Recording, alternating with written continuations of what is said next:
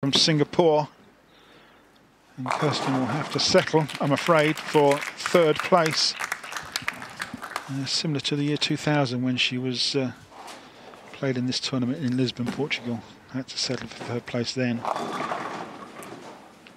Change of ball for Ng. She's just practicing now. The game is sewn up. She's going to be 230 plus. Well, she'll be feeling good. She's had a bit of warm-up time on this lane, and she's going to need it. The defending champion, Omigera, awaits her in the final, looking to create a bit of QubicaAMF history by winning 3 World Cup titles back-to-back. No athlete has ever done that before. And Shayna Ng will be hoping to spoil the party. But for Kirsten Penny, we say goodbye to her. Superb effort. She'll be disappointed with the way that things have turned out in this semi-final because, as we all know, she's much better than the scores will tell you. But that's the World Cup for you. It is a matter of fractions, and unfortunately for Kirsten Penny, didn't quite find it, but a very sporting reaction there. It's Shayna Ng that goes through versus Omigera in the final. That to come after the break. Stay with us.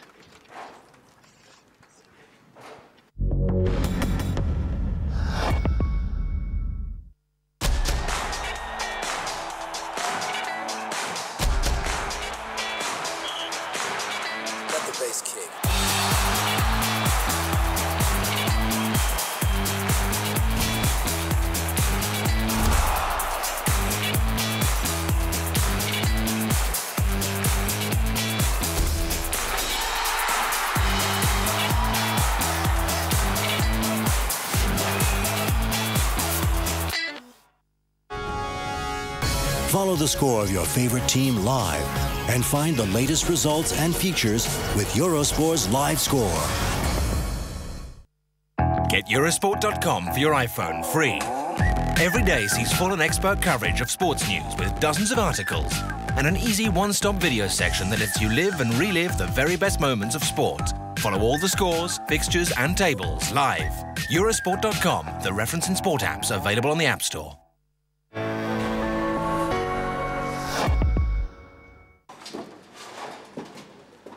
Back to Wroclaw in Poland and the Sky Bowling Centre. Well, we're looking at a superstar just going through her final photo call before heading into this match. Omigera, or Ora Mireia, to give her full name, which condenses down to that lovely nickname Omi, looking to win this title for the 3rd time in a row. And that will be the first time that anyone has ever done that in the history of this competition, which has been running in various guises since 1965. Lech Wałęsa, just to the right of your picture, you may recognise him, Nobel Prize winner from several years ago, back in the 80s, for his work with the Solidarity Union, initially in Gdansk. Here as guest of honour, and will be presenting the trophy at the end. Can Shayna Ng, who gets this final underway, spoil what could be quite an amazing party? And this achievement, Cass, if Gera were to do it, cannot be understated. Guinness Book of Records time, I'm afraid, yeah. What a fantastic feat that would be. 3 times in a row, triple world champion, World Cup winner. And here is the little powerhouse who's been averaging 229 for every game she's bowled this week, over 36 games. High game of 289. And a couple of 279s in there, which could well have been 300 games. It's just a matter of pin count. Can you get those corner pins out? It's not very often that she is going to miss the 1-3 pocket for the right-hander. And she's carried virtually everything this week to end up in the #1 seeded position. Yet again. Gera from the Dominican Republic, servicewoman, and has managed to find time to further her bowling career. But this run in the AMF World Cup, truly amazing. Has to come through the domestic qualifiers first of all each time. There is no quota given to the defending champion, which makes this title unique in that respect. But Shayna Ng with a really consummate performance in that semi-final against Kirsten Penny. Looks like she knows where she is on the lane. And if she can get the right carry on those pins, then we're going to see quite a few strikes from her. And I wonder if that will unsettle Guerra, who must surely be feeling some pressure with such a massive record on the line. But that's not good from Shona. No, that could be an open frame in frame number 2, the 4-6-10 standing.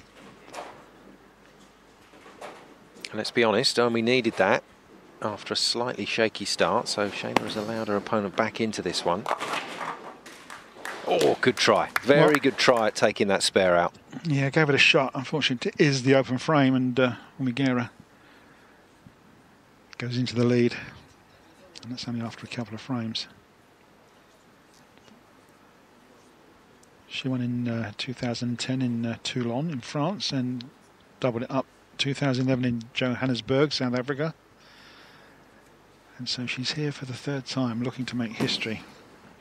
And this is the lady that's going to try and stop her. Carries the late tin very nicely there for Shona Engie. She's got a strike, an open frame and a strike. But having said that, Simon, I mean, any time on television in a world final, there will be pressure on any bowler. Craig Woodhouse, her coach, standing behind her there. Oh, the emotions coming through there. There is pressure for Guerra, the 35-year-old. Just letting everybody see how she feels about this right now. Yes, a double in frames 2 and 3. And a lot of body language. Now, whether that's something that Craig's told her to do. He's the team national team coach for Team Canada. And also does the personal coaching for Guerra. Beautifully done done for a few years. Look at that, she is fully fired up. Slightly suppressed atmosphere here at the Sky Bowling Centre. You might not be hearing a lot of applause. That's because the bulk of the crowd, and it is a big crowd, are seated behind that glass partition. So you don't always pick up their reaction.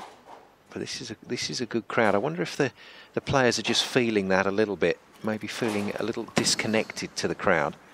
Yeah, it's a good valid point that you make. I mean, and it's actually Malaysia versus the Dominican Republic, bowled in Poland. So there's not a lot of local support for either player, I would have thought. Shona just needs to settle herself down here because Guerra is trying to dictate terms. She's also trying to control that space up by those 2 ball returns. And yeah, just a little off her mark at the moment is Shona. Yeah, leaves the 2 and the 8 pin. It's a tricky sleeper spare, 1 pin right behind the other. All is clean so far. Spare and 3 strikes, and that's a good looking spare from Shona Engie. Unfortunately, the problem is leaving those spares. It's been such a high scoring tournament that when you leave a spare, it's almost like, well, I haven't bowled a particularly good shot.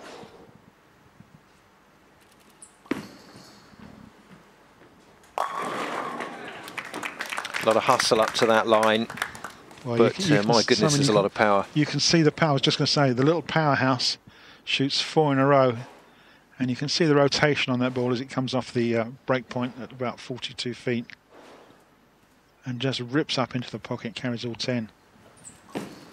She's here looking for 5 strikes in a row, and she's well lined up. Great looking shot. She can strike off for a game of 290, which would be her highest game of the week, if she can strike right through 7, 8, 9 and 10. Well, that would certainly be the way to open up in this final. But remember, it's best of 3, so Shona Engie would not be out of it if she loses this first game. And the pin count is irrelevant, so she just needs to calm it down and find some more sweet strikes like that. Well, Shona's had a high game of 279 this week and a 230 average, so she's no way out of this. The scores were so close for the top 3 players. And now it's down to head-to-head 3 games. A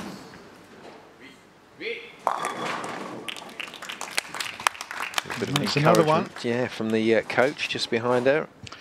Well, it's her 5th strike and she's got 2 doubles. It's the open frame that's causing the problem for her.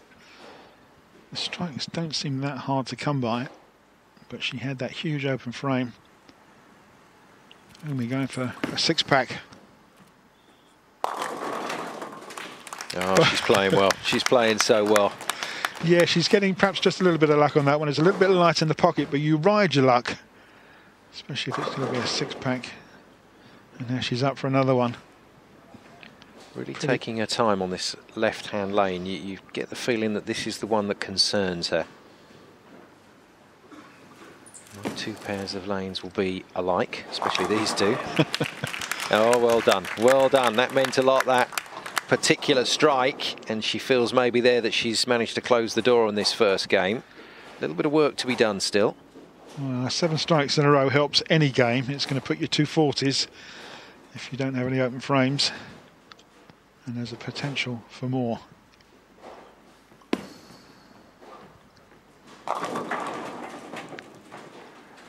Well, again, we see the 2-8 spare for Shayna. She left this a couple of frames ago. She did pick it up, but it's not a strike. And so consequently, when we goes further ahead. Done it again, very well taken out. Yeah, it's a good spare, and she can strike out for 224. Unfortunately, that's below par for the week, and it's certainly going to be, I would think, below Umigera's first game score, which at the moment still could be 290 if she can strike out. Striking the foundation frame for Shayna. And this is the biggest ball. This strike here in the game is 1.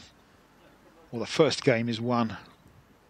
Yes, this for the perfect start for the defending champion. Just seemed to come off that one a little bit, and she was willing it on. Fraction high on the head pin. Cut straight through the 1-3 and the 5 and missed. It didn't deflect off into the 9 pin. Carried straight through. But it's a straightforward single pin spare. I can't imagine that she's going to miss it, and that will be enough to take this opening game. So she's happy. It's a low 5 from the coach. It's that Gera smile, though, that we've seen for a couple of years now on the World Cup. We see a huge grin to signify 3 in a row by the end of this match. It's not over yet, and I certainly think Shayna Ng has bowled well enough to worry Gera still. Especially Cass if Gera loses her way a little bit on these 2. Well, she certainly hasn't lost her way all week over 36 games, and she looks pretty cool, pretty lined up, and just showing us exactly how good she is. But you never know. You're as good as your last game, and anything can happen. Do you think the pressure will get to her when she gets close to that winning line, if she does? I honestly can't see it, but conditions and the environment may change on the lanes, but at the moment they're holding up under these TV lights. And she's just hit a 269 with 2 single pin spares, a 9 pin and a 10 pin. Had they gone, we would have had a televised 300 game. She bowled 10 strikes. Yeah, that's phenomenal. But this is a chance here for a little bit of no pressure experimentation for Shayna to take into game 2. And well, whatever she tried there worked. Yeah, both players playing around second arrow, about 10 inches in from the right-hand channel, and it seems to be working. So they won't change until the lane changes, and they're both well, in the pocket well in the last frame here. 224 for Shayna if she can get one more strike. You can see from Shayna's reaction there, the body language, she's thinking, well, where were those strikes when I needed them earlier in this game? But I think you've got to try and spin that. You've got to turn that on its head and be thinking, well, I'm in now. Let's take it into the second game and level this up. Yes, absolutely. Has to move on from the open frame. The 2 spares. She knows she can get in that 1-3 pocket. It's just literally a carry contest. And that's the way to finish 4 strikes in a row. A game of 224.